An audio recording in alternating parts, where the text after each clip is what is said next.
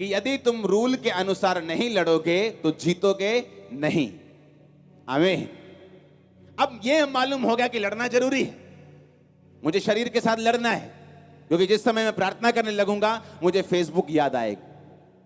हाँ, उसने क्या कमेंट किया होगा, यार देखो तो सही लाइक कितने बजे। ये एक फाइट है कि अब मैं फेसबुक पे जाऊंगा या मैं प्रार्थना की ओर जाऊंगा। चलो कल रोजा रखते।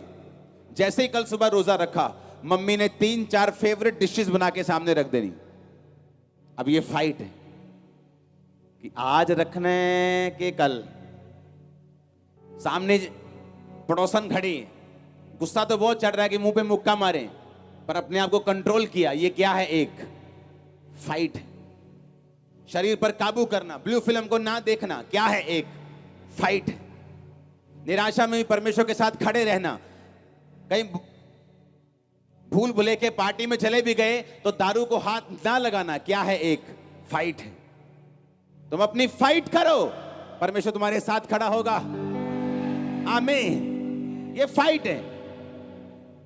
पहला रूल फाइट का, तुम इमोशनल होकर फाइट नहीं लड़ सकते। तुम्हें रूल्स के साथ लड़ना होगा।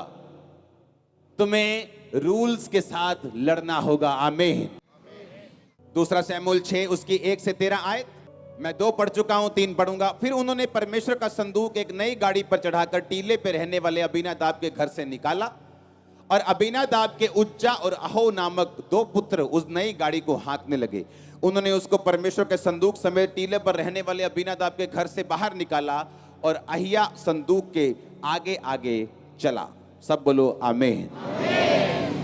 दाऊद और इज़राइल का समस्त घराना यहोवा के आगे सनोवर की लकड़ी के बने हुए सब प्रकार के बाजे, वीणा, सरंगियां, डफ, डमरू और झांझ बजाते रहे। जब वो नाकाने के खलिहान तक आए, तब उज्जा ने अपना हाथ परमेश्वर के संदूक की ओर बढ़ाकर उसे थामा, क्योंकि बैलों ने ठोकर खाई।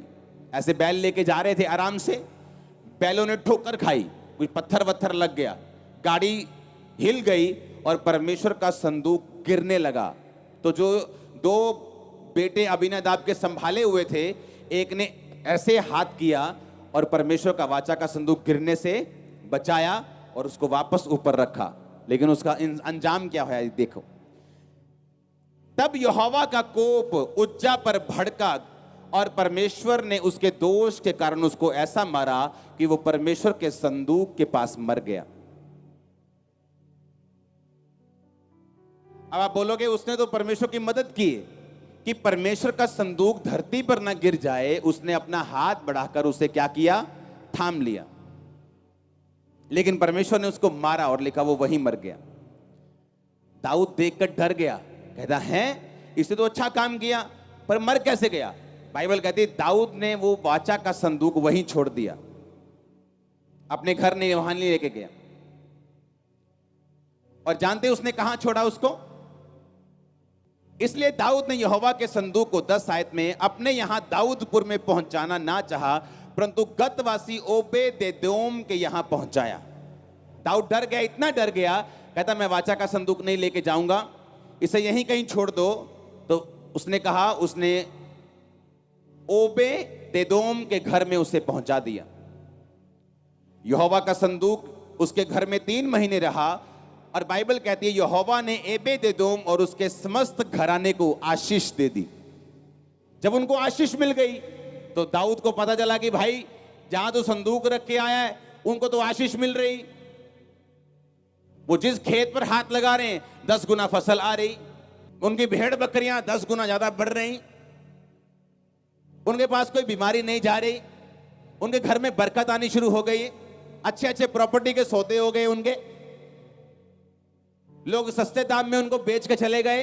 अरे उनको बहुत आशीष मिली। दाऊद कहता है आशीष मिली, चलो लेके आता हूं वापिस संदूक। फिर दाऊद ने गलती ढूंढी कि गलती कहां हुई। फिर दाऊद को बताया गया कि गलती ये थी कि ये रूल है कि जब परमेश्वर के वचन का जो संदूक है उसे निकालोगे तो कोई भी गाड़ी पर रखकर उसे नहीं लाओगे, याजक उठाकर उसको लेके आएंगे और कोई बंदा उसे टच नहीं करेगा। पर दाऊद क्या हुआ? इमोशनल हो गया कि नहीं, परमेश्वर का संदूक है, फ्रेश गाड़ी लेके जाएंगे। आज के जमाने में बोलो नहीं नहीं, परमेश्वर का संदूक रॉयल्स रॉयल्स में लेके आएंगे, मर्सिडीज में लेके आएंगे, फेरारी में लेके आएंगे, लैम्बोर्गिनी में लेके आएंगे, बेस्ट गाड़ी में परमेश्वर का संदूक लेके आएंगे। लेकिन परमेश्वर ने क्या कहा? तुम मेरा संदूक याजकों से उठवाना और कोई बंदा उनको हाथ ना लगाए, नहीं तो वो मर जाएगा। पहले से बताया गया था। इसलिए इमोशनल लोग जो हैं कई बार परमेश्वर की सेवा नहीं कर पाते।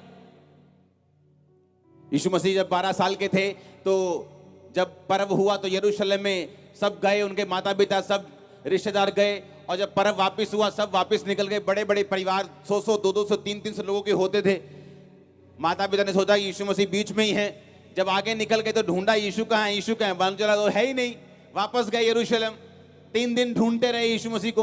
3 दिन के बाद यीशु मसीह जब परमेश्वर के भवन में मिले तो वो शास्त्रियों के साथ, बड़े बड़े विद्वानों के साथ वो क्वेश्चन आंसर कर रहे थे।